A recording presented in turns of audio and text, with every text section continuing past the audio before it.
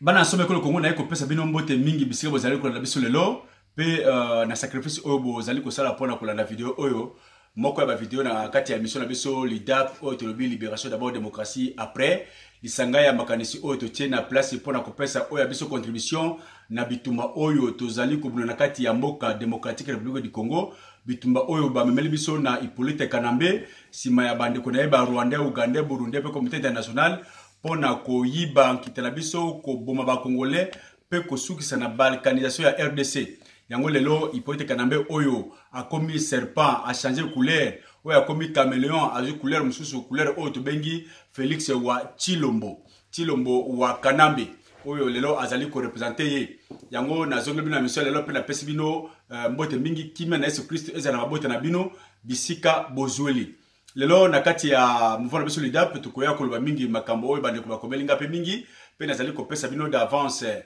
merci mingi na ba oyo bazali ko komela biso ko pesa biso ba suggestion ko discuter na biso ko se souscrire c'est ça votre contribution vous allez lokola 13e joueur na kati ya équipe ya football votre contribution ezali moindre te merci na kati na oyo bozali ko sala pona biso yango na bande ko nego komelinga mingi je na kati ya mouvement ya génération ya Père Bemba oyo tozali ko kamba na kati ya mouvement ya Lamuka oyo ezali ko kamana ndeko Martin Fayulu pe bande ko mususu ba indépendant mususu na kati ya mboka Congo botuninga na loba so c'est possibilité ezali pour que face à face seulement entre Martin Fayulu na Chilombo wa Kanambe oyo azali ko kenda États-Amériques à partir ya les 3 le ko la pe Martin Fayulu azali ko na États-Amériques est-ce qu'il y a possibilité ba kutana ezali tout comme ko répondre à la question na pe par rapport à la réalité politique ya mboka merci mingi pourquoi raconte Chilombo Fayulu comme événement c'est ça le problème Fayulu azali mon mboka Chilombo azali mon mboka c'est vrai bazali ba leader politique congolais mais pourquoi ezali événement au bato azali kozila c'est parce qu'il y a un problème. Il y a un problème. Alors, le meilleur homme, la meilleure femme dans Mokili, ezali muto oyo a salaka face na un problème. Quand un problème se présente, il faut que ça la face na yango. Ko yeba ba conséquences na yango, peut ko accepter yango, c'est ça un homme. Na salaki mabe na accepter ba conséquences. Na salaki kel malamu na accepter ba conséquences. Ou bien moko ya famille na ngai, mwana ngai, mwasi na ngai, papa maman ndeko na sali mabe e kweli ngai na accepter conséquences wana pona lien du sang. C'est ça le problème. Le problème, il faut que ça la fasse na yango, peut qu'on accepte les conséquences, surtout ceux qui oyebi yango. Bande ko to uti na ba élection, mouvement la muka to kopela so na yango awate, cash to kopela so na yango awate, FCC to kopela so na yango awate, pamba te biso to oyebi yango pour la raison ya temps. Félix Chilombo a gagné ki ba élection te. Wana to ko di suite ba congolais boyebi yango, je suis un ancien de l'IDPS. Bande ko kati de pèse bazali ko komela biso. Tout ce qui dépasse parce qu'il dépasse à Chilombo. Nous ne sommes pas des dépasse Chilombo. Mais nous avons, n'est-ce pas, cette logique, cette philosophie. Il y a Etienne Tshisekedi de Wamulumba, il dépasse lobby, dans le à Malamu, tant que Chilombo à Kolongwa. Donc, je ne suis pas des dépasse Chilombo, mais tous allez, en somme, il y a Etienne Tshisekedi de Wamulumba, paix à son âme. Donc, tout le baboui. Chilombo a gagné l'élection, quand il dépasse Toebi Yango, vous allez reconnaître que Chilombo n'a pas gagné les élections. Yemoko Chilombo peut dire merci à reconnaître qu'il n'a pas gagné les élections. Pas à accueillir qu'on a pouvoir na deal, arrangement, contrat, négociation, partenariat. Au Basalina Hippolyte Kanambe. Pourquoi ça dérange dans la mission précédente? Tout Congolais, même un pygmée Congolais, tout le monde la mission Oya Koboma Hippolyte Kanambe à cause de le roi David pour na Congo. Alors, si tu le molelo a eu comme président, où est le problème par rapport à un pygmée, tout ça qui par exemple? Le problème c'est quoi? C'est que Chilombo peut avoir la deal na moto où azali ko bomba congolais. L'ennemi numéro 1 des Congolais a commis ami à Chilombo. Donc, l'ami de mon ennemi est mon ennemi. Voilà pourquoi Chilombo devient l'ennemi du peuple congolais. Baba Tumiki bazali ko la Chilombo. Ceux qui botel lelo, ils allaient bandeko bazali na niveau moko trop serré. C'est-à-dire zonga nao itali makila, nao itali dépêche, ba radicaux avec dépêche. Mais un homme serré doit décrire ce que Chilombo a fait. Tout kozonga lelo ko wana te. Tango Chilombo perdre ba élection. Et c'est là que problème kaka ya sénité, et ça problème ya mokili mobimba o décrier, n'est-ce pas corruption balobi oyo tomona na kati ya RDC tomona onte na mokili. C'est-à-dire ko botte la mutu pouvoir na makasi. 2006 aiko ndenge mususu.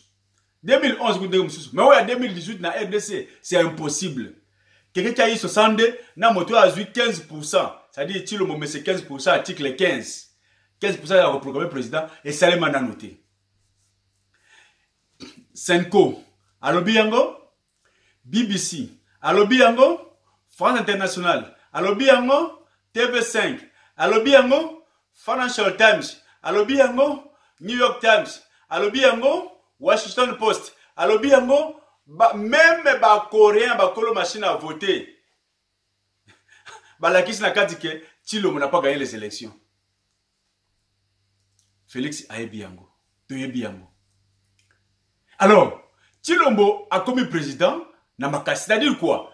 Même procédure, même formule aux années 2006-2011, il y a un peu de Tshilombo.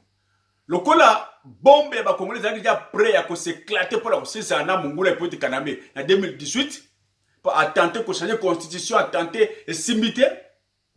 Alors, Aye Kozua, les plus faibles des Congolais, Aye Kozua Moto, il a rempli ma condition, parce que Tshilombo a bien qu'il fallait même pas retenir dans CENI. À ça, il y a des faux documents, des fausses pièces à conviction, des études à l'Okuta, mais CENI a checké pour préparer déjà plein de réserves, au bien qui est le bas de Ko, le vrai dauphin de Kabila a checké la carte de l'opposition. Tokozong le yamote. Alors, Batonyo se passe mondial, d'après ça, par exemple, la carte de mouvement de l'IDAP, tu compares à la communauté internationale, là, moi, si en Ndumba.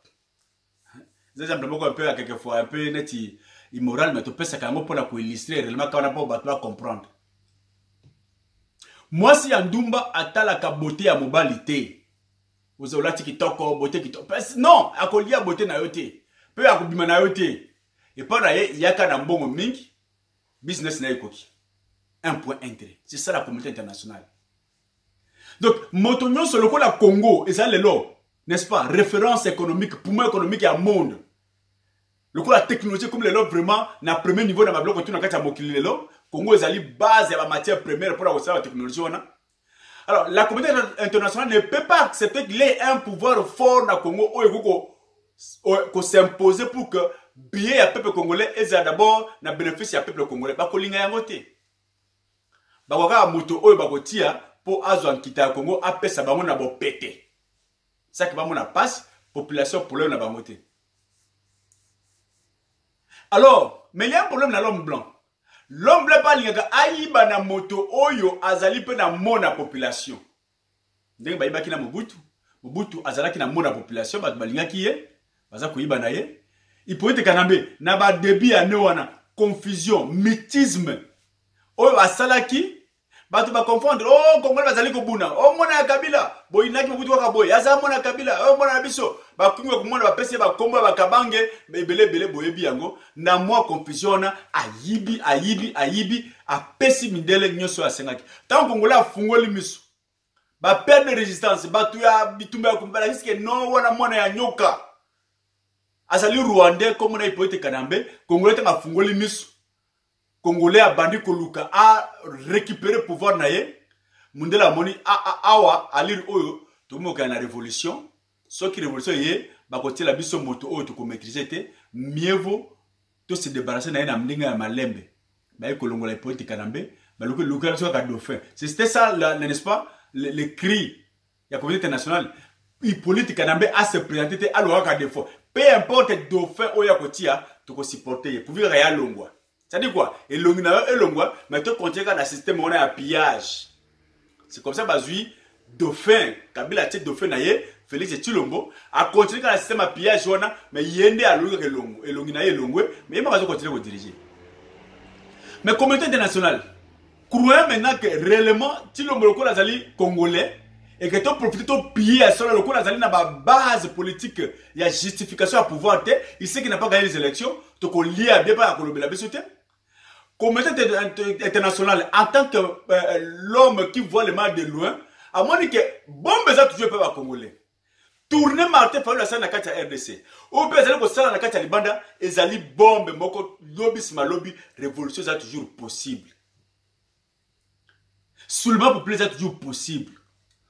Alors, au lieu de zanga totalement bilio toza kolia lelo, mieux vaut to préparer déjà lobby sima lobby to vendre ça bana mbale wana. C'est comme ça que boyokaki tango ba américain baye ko ebisa Kabila nini. Na voie spéciale l'État d'Amérique na Congo ayaki tanga ko ebisa Kabila nini. Alors il face à tout à se libérer na Kabila. Ça là tout au se libérer, au gérer sans Kabila. Président français ta okuta na Chilombo.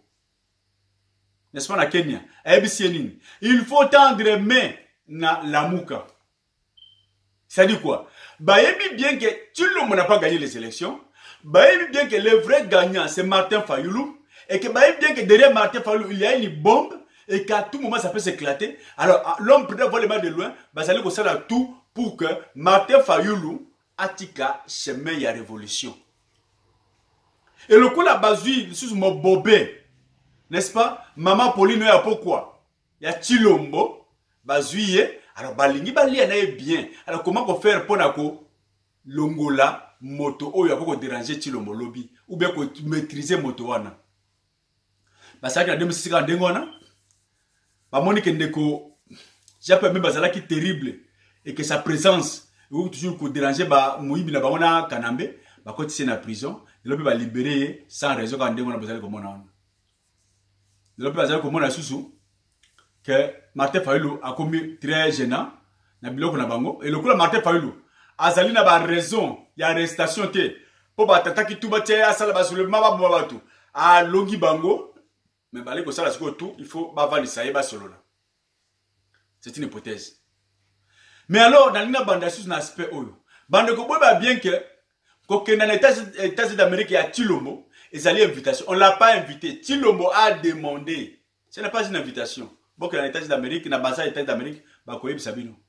C'est le souhait. Chilombo a préféré pour sa première sortie internationale en dehors de l'Afrique à que dans les États d'Amérique. A préféré. C'est-à-dire c'est son choix. Bah invité qui était. La preuve. À quoi il matin à Trump. Si plan international, peu importe grandeur à pays, peu importe puissance à pays, un pays souverain, ils ont toujours un drapeau na Nations Unies. Donc, on a le nombre de pays, chaque pays a un drapeau na yango. C'est ça la première souveraineté. Peu importe faiblesse, il y a un président, ce qu'il y a un pays, il faut homologue na ayambaye. Homologue na faut ayambaye parce que nakata pays nangai un autre président aye. Peut-être ma disponibilité ce que permet de bakutanate a otinda officiellement délégation à haut niveau. Il y a président qui na ko yamba collègue nae. Ce qui peut-être yemo kazate wana azalité ou bien azali empêcher par exemple à côté de la délégation à haut niveau et que na ko yambaye. À reconnaître d'abord, à souhaiter moninga nae bienvenue dans le territoire nae. Pe atindi délégation que nous avons tout à s'esquisant pour qu'on bakutanite. C'est ça la diplomatie. Qu'on peut sa valeur nam visiteur nayo. Ce qui n'est pas le cas avec Chilombo. Chilombo ne sera pas reçu par Trump parce que Trump azali moko ya batu oyo bazali ko reconnaître le pouvoir wana ya tricherité. O bazali ko ndima yangote. Chilombo bakoyambaye na ministère des Affaires étrangères ya États-Unis na Pompeo akoyambaye bakosolola. C'est-à-dire qu'il y a un cadre de business. Chilombo akayipo na bakamba business ya Congo peut que consolider pouvoir nae. Oyo ndenge boyebi yango peut to yebi parce que azali ko tambola pona koluka ndenge nini ya kovandisa légitimité oyo azana yango te. Koluka ngo peut-être à partir à communauté internationale. Martin Fayulu o bomoni na intérieur, bomoni na Europe. Angouema ya bato bazali ko yambaye avec le seul cri à vérité des urnes. N'est-ce pas? Martin Fayulu aux États d'Amérique. États d'Amérique, ils ont Sika naenda konaye. Bisika atangi, bisika pe abani musala naye. Mais la moindre chose c'est quoi? C'est vrai, il y a une possibilité, bato maleba kutana. Face à face, Martin Fayulu, Félix Tshisekedi, ils allaient peu possible dans l'occasion. Alors, pour quelle raison? Pour quelle finalité? Intérêt à la population d'alinine. Oui, population d'alinine, vous allez le quoi? Vous allez vous allez le quoi? Entre Esaü na Ndekonaye Jacob. Zali ko zelano Moyibi na mokolo eloko. Bien qu'ici, ce n'est pas un problème spirituel. Quand il parle des Aves Jacob, ça c'est la volonté de Dieu, un aspect spirituel. Mais vous allez à l'aspect mondain, mais je donne cette illustration pour nous dire Banami Balé, Moko a gagné qui, Mousso a gagné. Ou a gagné Tende Aïbi, comme il dirigé. Martin Fayulu a à Lobayango, tout ça, la vidéo est passée, na Italie, Félix Silom. Alors, il y a un travail dans Félix Silom, il y a un travail. Parce que là, c'est mettre en cause sa victoire, mettre en cause la volonté de tout un peuple. À quoi il y a ça, mais après, c'est une possibilité, Moko. Une possibilité, on est allé, Moko, il y a une résolution à la Mouka, Tango, Bazala qui ensemble avant, n'est-ce pas, Ba, Oumba, c'est que Martin Fayulu Alingaki, ce qui a zali Eli, selon le plan de Lamuka, a organisé une élection sur la Kitoko, parce que l'élection, il y a une élection à Porto. On ne peut pas aller aux élections avec un occupant qui est pour Kanambe, rien ne marchera. Alors, ce qui est au Congo, à un pouvoir, il faut maîtriser le système de Kanambe, à l'Ongolier, peut permettre l'élection à solo. On va sur la fichier électoral, on va sur le recensement na etani mboka, bato ba sengeli ko voter, ba pesa ba carte na bango, pe oyo ba koyeba ndenge nini ya kotia bato na seni, bato oyo ba kozala ba technocrate, pas la politicien, pas bato ya ba parti politique PPRD lokola nanga na bangezeni soki na ngo na Rwanda oyo. C'est ça l'objectif, prendre le pouvoir pour un temps, 2 ans, et qu'on vende les institutions à Sika, qu'on réorganise les élections à Sika, ou qu'on a inclusive dans moi je suis le Congo, ou les ballons la bateau, des ballons la CENI pour des calculs politiques autour comme les longs. C'était ça. Alors c'est la seule solution, Oyo, n'est-ce pas? Fayulu a koyebi sa Félix. Tu as pris les élections, na voix Oyo, tu n'as pas gagné. Tu sais que tu n'as pas gagné. Au conseil la deal. Na munguna. Na muto to sali to combattre qui pour osala la muka. Osali deal. Na Genève. Ça veut dire na ennemi à peuple congolais. La moindre chose c'est quoi? Organiser ba élection, Martin Fayulu la bango. To reprendre ba élection. Ba vraie élection avec une scène réellement indépendante. Na kati ya ngo ba technocrate. Bakozwa ba ancien surtout ba ministère des affaires intérieures. Bazo ba technocrate ba tie bango. Église catholique a salisi ba pour un recensement. Tozu vrai fichier électoral. Toke na ba élection à solo. Oyo IDPS a collé la société pour partir ko la IDPS 0 sénateur. Même la sœur de Tshisekedi de Doto Koloba, madame Genetika a perdu ba élection. Sony IDPS 0 sénateur. Tokokina ba élection oyo chaque parti politique a mérité bateau selon capacité de mobilisation, selon implantation dans la carte ya mboka. Ce sont ces élections là oyo biso nzali ko zela. C'est ça. Alors, le contexte actuel, il est impossible d'organiser ces élections là oyo faut la senga na Félix avec la présence de Chilo pardon de Kanambe. Kanambe est là, Azaras Rubero est là, Bisengimana Azawana, Nyarugabo Azawana, Batouana jamais balayé au Salman Congo. Voilà pourquoi, tant que na gauche, tant que na droite, tant que na nord, na sud, na est, na ouest, le soulèvement populaire, la révolution est incontournable dans la RDC. Tant que les Rwandais seront là, il n'y aura pas une solution vraiment dans le peuple congolais, ceux qui se débarrasser na batoua na te congolais.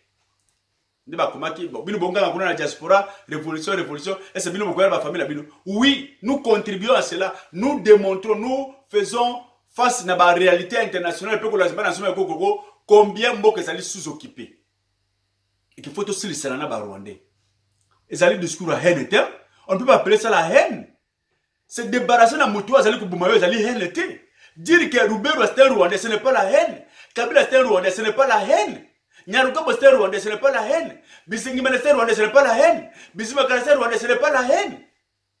Ça, ce n'est pas la haine. Kolobayete Kabila mérite la prison ou Azalaka dans la CPI. Ce n'est pas la haine. C'est qu'il a fait des massacres dans le Congo. Ce n'est pas de la haine, c'est la réalité. Au lieu de réconcilier Kabila na Congolais Chilombo. Donc, pendant moi si à Chebea, à Tambolana, moi si à Kabila Olevelembe, na katabis moko passe réconciliation. Moi si à Bazaina, à Tambola, na moi si à John Numbi pour la réconciliation. Babundu ya Congo, réconciliation, il n'y a pas pour le tobo Salango. Ba problème ya massacre ya Maluku, tobo il n'y a pas problème.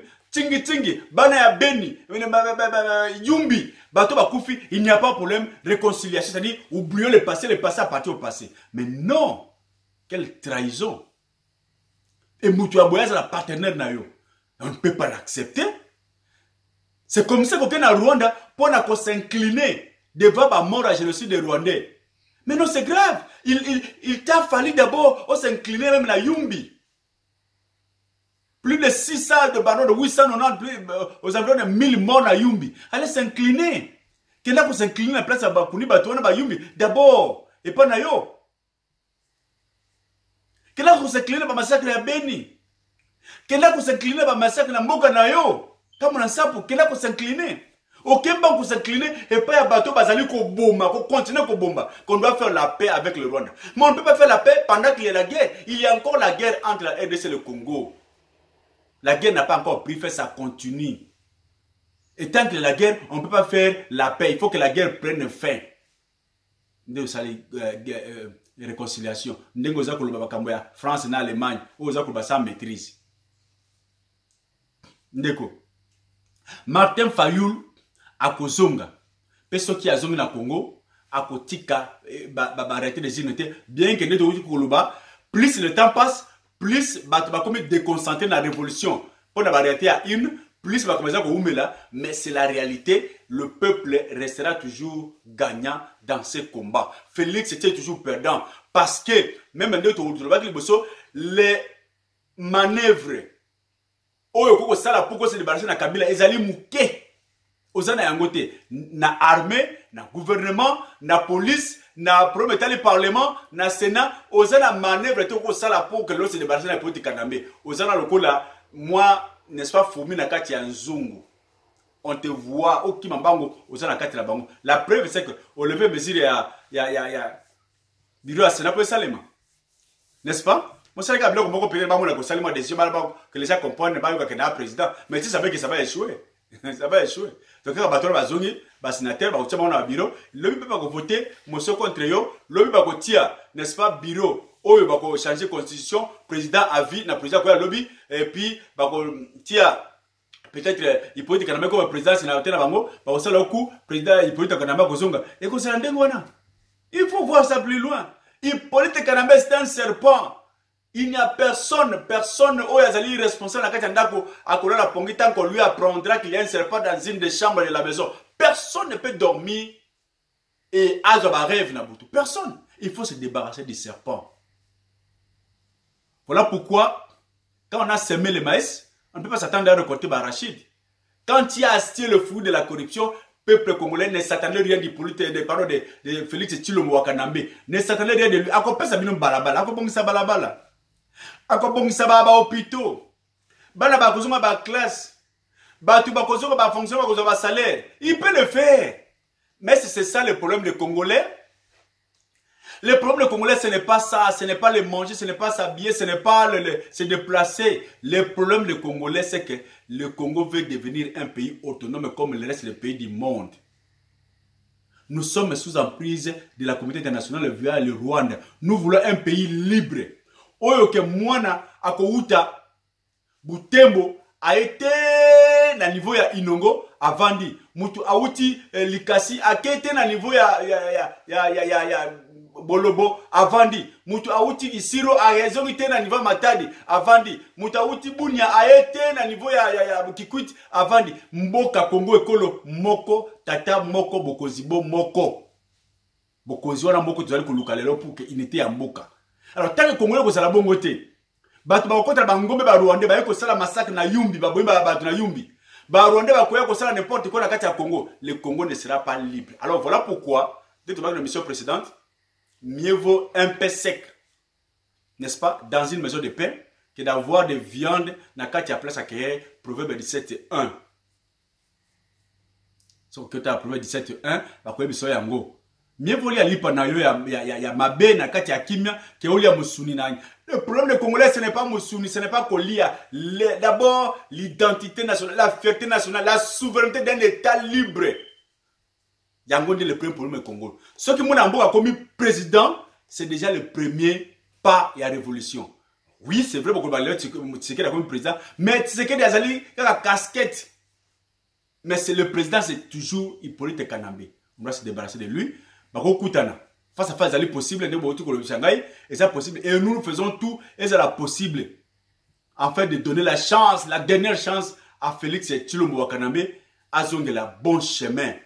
Bon chemin, il y a qu'à joindre le mouvement populaire. Parce que, à Moniango, partout il passe, papa le baki peuple d'abord. Partout il passe à quel stade le haut. Kangela bisu Hippolyte Kanambe, papa le baki. Oya kangaya ya enda kopesa mbano. Kanga Hippolyte Kanambe. C'est la volonté de la population. Mais malheureusement, le peuple, c'est lui que vous demandez à ça le kona à ça la manœuvre te ya kosala yango. Parce que yemo kaza surveiller. Ndaka vandi, bazo surveiller sécurité nae. Bako surveiller, Kabila pese ba de la sécurité. Vous allez comment tout ce qu'il fait est allé surveiller par Hippolyte Kanambe. Il ne peut pas bouger. Voilà, il faut tout Tshisekedi na makasi place en suivant les prochaines recommandations. Il y a soulèvement au Ezaliko Salema. Le collaborer déjà sur le soulèvement populaire, c'est déjà un grand pas. Soyez déterminés, soyez aux aguets, toko lembate. Bon, on a consigne, tous allez causer là. Fatem Martin Fala Aouta, États-Unis d'Amérique, peut beaucoup y ba oyo la muka pour ça lobby sima lobby. Peut tout ça l'émission la muka ou de 5 que la muka a se débarrasser de Moïse Katumbi qui est aussi le pion de l'occupation. Pas Matéya Tikala qui na la muka pour surveiller l'opposition. Le cola Tshilombo, pardon, Kamere, Azana Cash, le cola Rubero, Azana FCC. Ce sont les trois Rwandais, les trois clics de Rwandais au Bazali qu'on a payé en otage. Il faut tout se débarrasser de Katumbi na Katia, la muka. C'est vraiment un message, une recommandation pour les gens pour un avenir meilleur et à la muka lobby. Voilà, bon, les matins, vous allez la brancher, vous allez couper, ça veut dire information, pas par pas, na oyo, vous allez couper pour na le coup, un beau canabiso. Que Dieu vous bénisse. Bisous, vous allez qu'on a biso, tous à la brancher, tous se garder en contact. Pambate mboka na yo, mboka na ngai, anze lui anzambe akokitate pour na bongisa biso, izali kaka yo, kaka ngai, kaka ye. Alors, comme il n'y a pas aussi, comme on l'a toujours dit, il n'y a pas un saint parmi les Congolais. Tout Congolais a toujours dans la tâche noire dans le passé, mais le lot il s'est fait que Martin Fayoulou est le premier des égaux des Congolais, au bas Congolais ba sepeli pour que Akamba drapeau de la révolution wana to pesa chance wana. Que Dieu vous bénisse. Biso vous allez kolanda biso qui me zakat na bido bon le battre bon se souscrire bon comme la biso to répondre à bido peut te garder contact pour intérêt à RDC mboko na biso aujourd'hui et pas en Zambie. Ingeta. Merci.